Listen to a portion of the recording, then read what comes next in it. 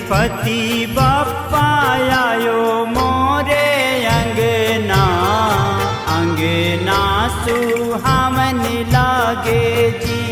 गणपति बप्पा आयो मोरे अंगना, अंगना सुहावन लागे जी। अंगना सुहावन लागे, बड़ा मन भावन लागे। अंगना सुहावन लागे, बड़ा मन भावन लागे। अंगना सुहावन लागे, बहुते ही पावन लागे।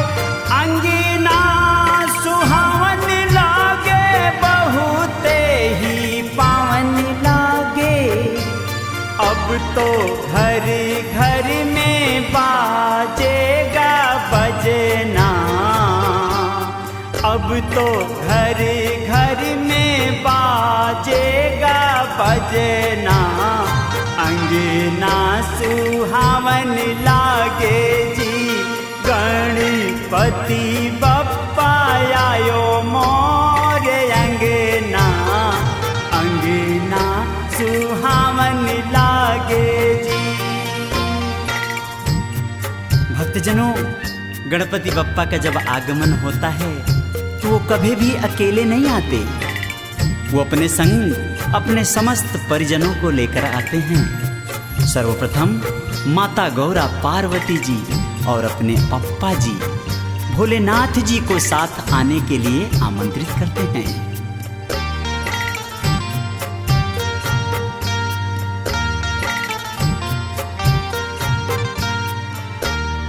गणपति जी आए, संग में मम्मी जी को लाए।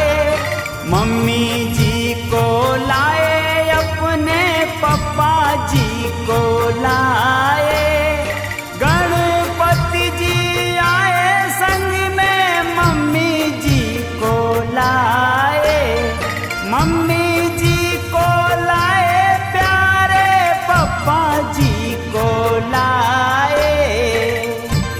आज हर घर वो झूलेंगे झूलना, आज घर घर में झूलेंगे वो झूलना। अंगना सुहावन लागे जी। गणपति बप्पा आयो मोरे अंगना, अंगना सुहावन लागे जी। और साथ ही साथ वो अपने समस्त अनुचरों गोचरों को भी साथ लेकर चलते हैं। अपने वाहन को साथ लेकर चलते हैं, पप्पा जी के वाहन को साथ लेकर चलते हैं, अर्थात मूषक को और नंदी को भी साथ चलने के लिए आह्वान करते हैं।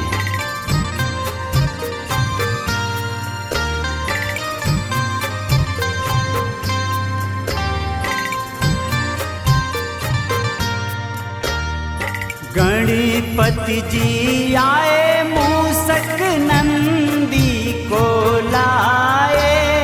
नंदी को लाए, संग में मूषक को लाए। गणपति जी आयो, संग में मूषक जी को लाए। मूषक जी को लाए, संग में नंदी को भी लाए। आज घरे घरे खाएंगे वो लेहना,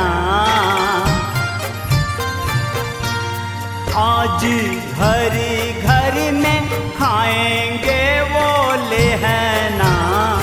अंगना सुहावन लागे जी। गणपति बप्पा आयो मोरे अंगना, अंगना सुहावन लागे जी। इतना ही नहीं, अपने प्यारे भैया कार्तिकेय जी को कहते हैं, भैया पृथ्वी पे चलने का समय आ गया, चलो मेरे संग चलो। कार्तिकेय जी को भी साथ लेकर आते हैं। उनके वाहन मोर को भी बोलते हैं तुम भी चलो।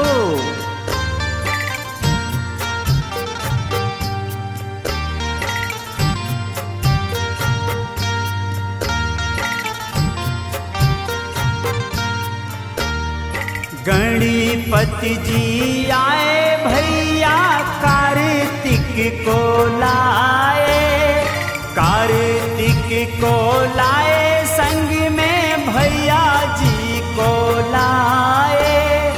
गणपति जी आए संग में कार्तिक को लाए, कार्तिक को लाए उनके मोर को भी लाए। आज दोनों जन का होगा यही पूजना,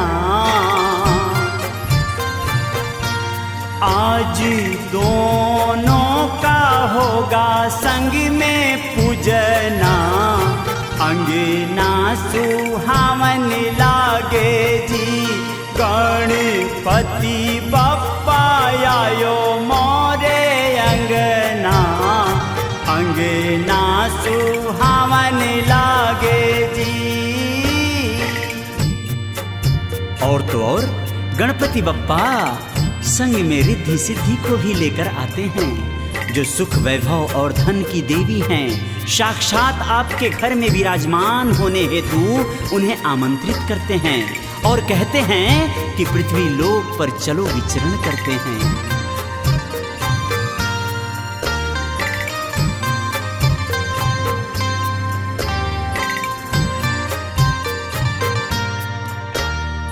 गणपति जी आए संग में रिद्धि सीधी लाए, रिद्धि सीधी लाए संग में रिद्धि सीधी लाए। गणपति जी आए संग में रिद्धि सीधी लाए, रिद्धि सीधी लाए संग में रिद्धि सीधी लाए। अब तो अजय के घर होगा रहना, अब कन्हैया जी के घर होगा रहना। अंगना सुहावन लागे जी, गणपति बप्पा आयो मोरे अंगना। अंगना सुहावन लागे, अंगना सुहावन लागे, बड़ा मन भावन लागे। अंगना सुहावन लागे, बहुते ही पावन लागे। आज घरे घरे होगा सबका पूजना। हाँ, आज घर घर में होगा उनका पूजना। अंगना सुहावन लागे जी, गणपति बप्पा आयो मोरे अंगना। अंगना सुहावन लागे जी, गणपति बप्पा आयो मोरे अंगना। अंगना सुहावन लागे जी, गणपति बप्पा